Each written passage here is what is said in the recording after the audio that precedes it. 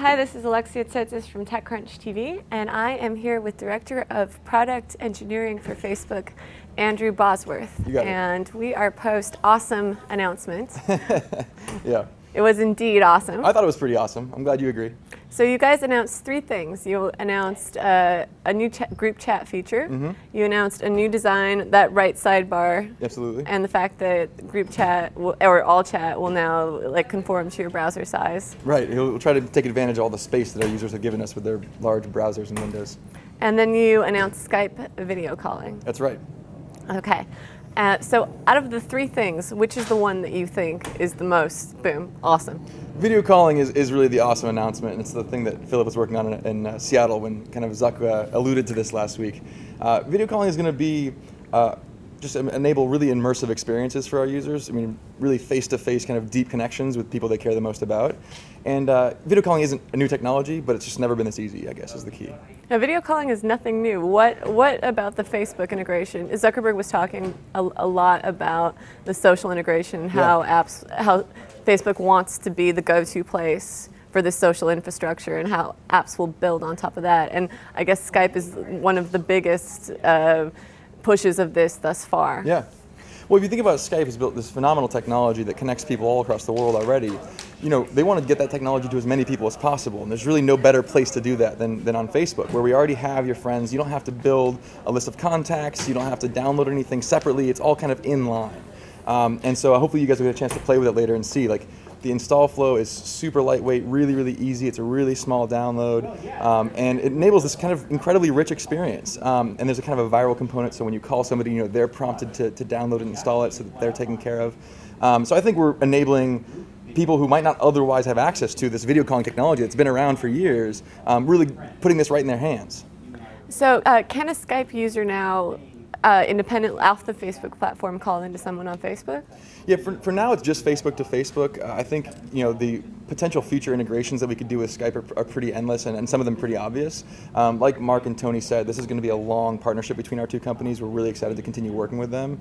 They've got a lot of great technology we'd love to take advantage of. But for today, it's just Facebook to Facebook. Any plans for the ability to use that plugin on other sites? For example, if LinkedIn wanted to do Skype integration? You know, for today, like I said, we just kind of, as soon as we had the access to this kind of cool person-to-person technology on Facebook, we launched it. We haven't looked at all the other possibilities yet. We've just really been pretty excited about this. You know, we think it's a pretty awesome launch. So have you tried Google Hangouts? I haven't actually had a chance to try it yet, no. Do you think that this was in any sense a reaction to that? Or? I wish I could tell you that it took us 1 week to build video calling.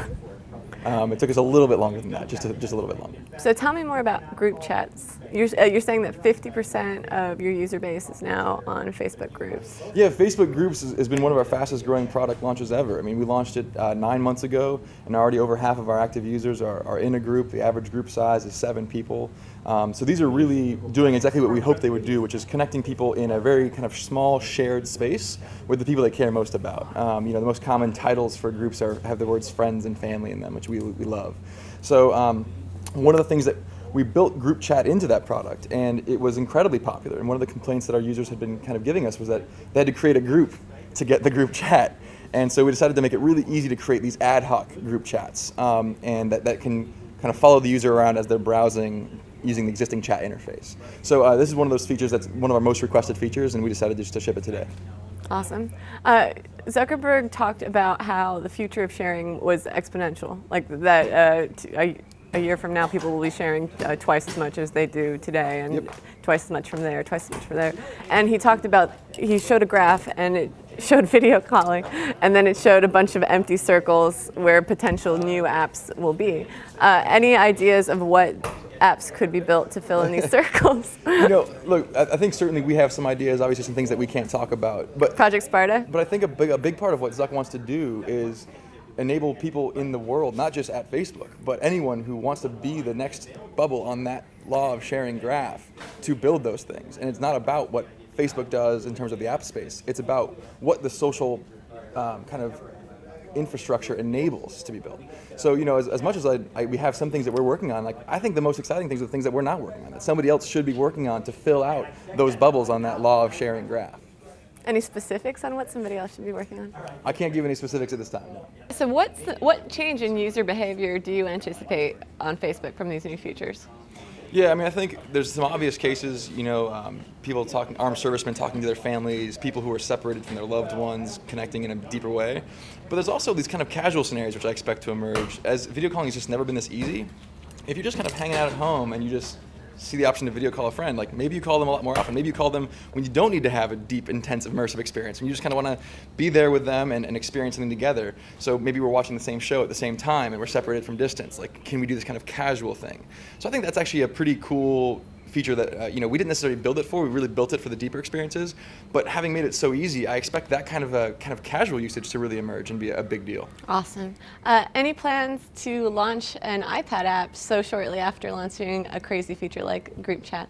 We've actually been so heads down on this. I have not been paying attention to anything else in the world. Awesome.